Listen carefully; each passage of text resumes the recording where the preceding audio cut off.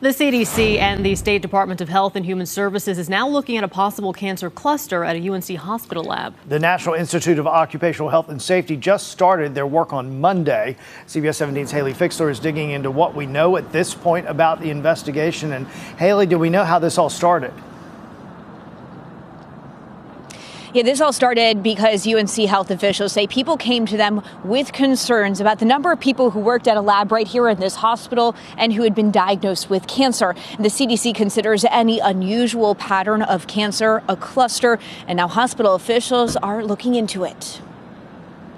On the first floor of UNC's Chapel Hill Hospital is McClendon Laboratories. It's where about 1,000 people have worked in the last 20 years, studying blood and tissue samples and pathology test results.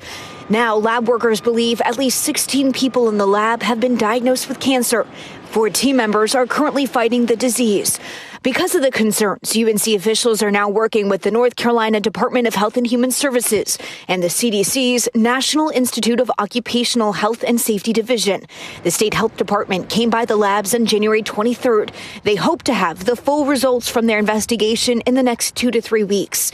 NIOSH started working Monday. Hospital officials say they don't know what kind of information or assistance investigators will need from people who have worked or who are working in the lab. According to the CDC website, the health hazard assessment will help employees and employers learn if there are health hazards in the workplace. They'll recommend ways to reduce them to prevent work-related illnesses.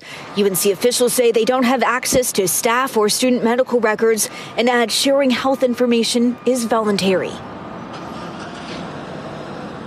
Now, UNC health officials say they know that this is unsettling, but they are committed to being proactive and transparent during this entire evaluation. They've also set up a hotline and an email address where people can share their questions and concerns. We have all of that information for you on our website right now, CBS17.com. Live in Chapel Hill, Haley Fixler, CBS 17 News. All right, Haley, thank you.